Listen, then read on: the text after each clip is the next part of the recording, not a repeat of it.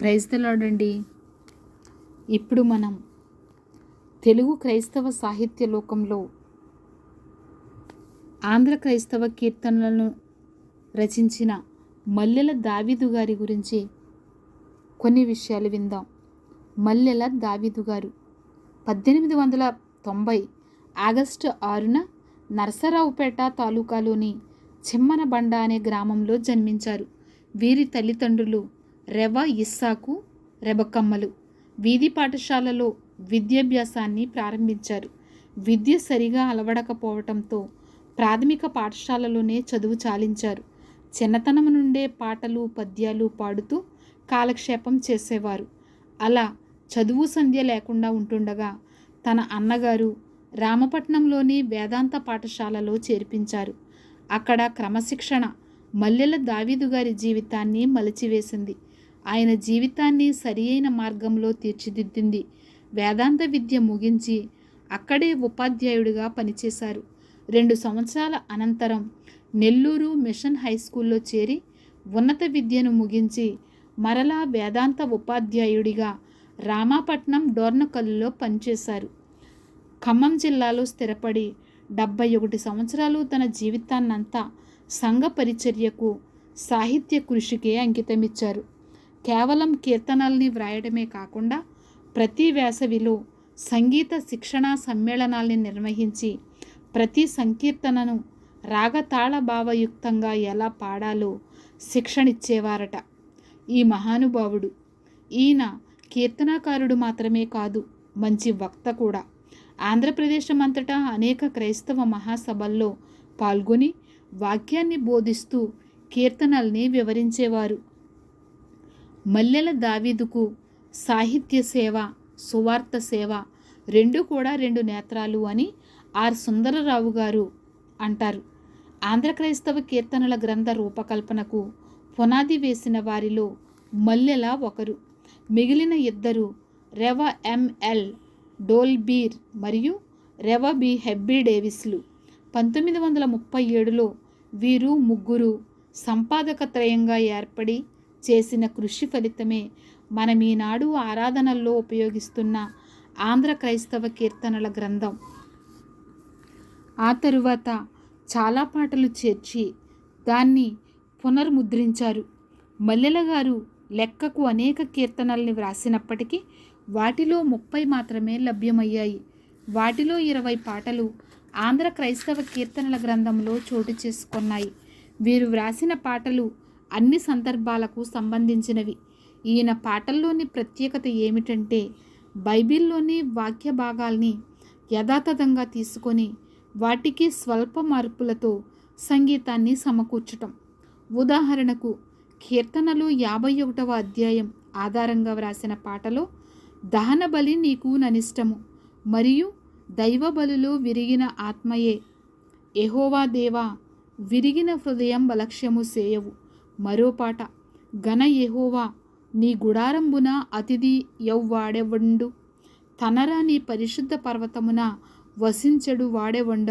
అలాగే 139, 121వ దావీదు కీర్తనలకు లోకాసువార్త 1వ అధ్యాయంలో జకరియా పాడిన స్తుతి గీతానికి, ప్రభువు నేర్పిన పరలోక ప్రార్థనకు, విశ్వాస ప్రమాణానికి రాగతాళాలను కూర్చి సంగీతీకరించారు మల్లెల గారు. ఒకానొక సందర్భంలో తాను చేసిన తప్పిదానికి పశ్చాత్తాపపడి వ్రాసిన పాట దేవా దీన పాపిని అందరికీ సుపరిచితమే.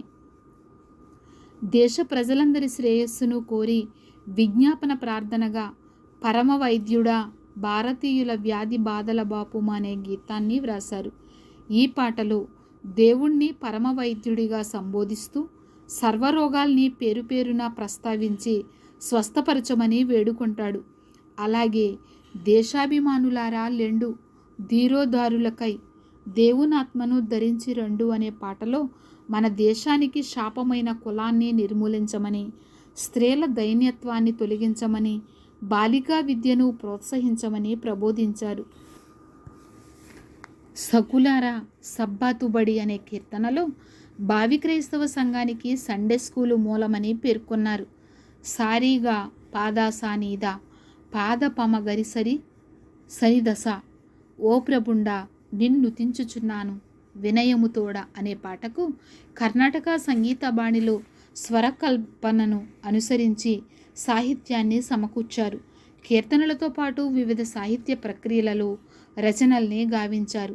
జూబిలీ నవరత్నమాల, జగజ్జయము, అస్పృశ్యత, అమ్మా కొక్కురోకు అనే 4 ఖండకావ్యాలని, ఆంధ్రమాత, దురాత్మ అనే 2 శతకాల్ని, బాలప్రార్థనా పద్యాలు అనే పద్యకావ్యాల్ని, సమూయేలు చరిత్ర, యోనా కథావళి అనే కథల్ని, అర్ధభాను నాటకాన్ని, కావ్యచంద్రిక అనే లక్షణ గ్రంథాన్ని, జగద్రక్షణ అనే సత్కథా కాలక్షేపాన్ని, పంచతంత్రం అనే నవలని, సాక్షి భగవన్ముఖ భక్తి,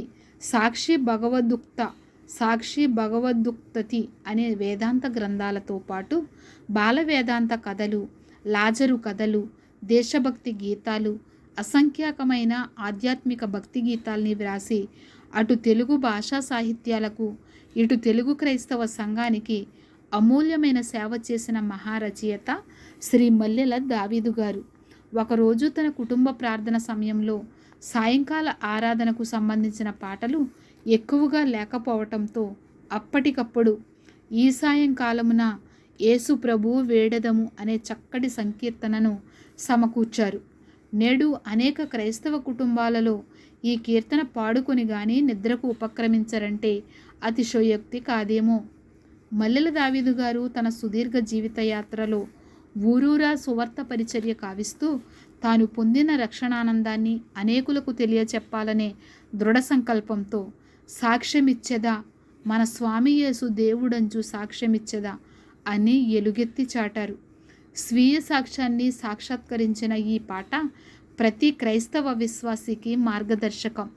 క్రైస్తవ సంఘ కాపరిగా, క్రైస్తవ వేదాంత గురువుగా, సంగీత శిక్షణ శిబిర నిర్వాహకుడిగా, కవిగా, రచయితగా జీవితంలో పలు పాత్రలను పోషించి తన రచనలలో మల్లెల జల్లులను గుబాళించిన మల్లెల దావీదు గారు 1971 మే 17న ప్రభువు సన్నిధికి చేరుకున్నారు. కానీ తన స్వీయానుభవాలతో వ్రాసి పొందుపరిచిన ఆధ్యాత్మిక గీతాలు మాత్రం ఈనాటికి సజీవంగానే ఉన్నాయి. డియర్ ఫ్రెండ్స్, మనం వచ్చే వీడియోలో మరి ఒక అద్భుతమైన వ్యక్తి జీవిత విశేషాలను తెలుసుకుందాం. మీకు ఈ ఛానల్ నచ్చినట్లయితే లైక్ చేసి షేర్ చేయండి. సబ్స్క్రైబ్ చేసుకోవటం మర్చిపోవద్దు.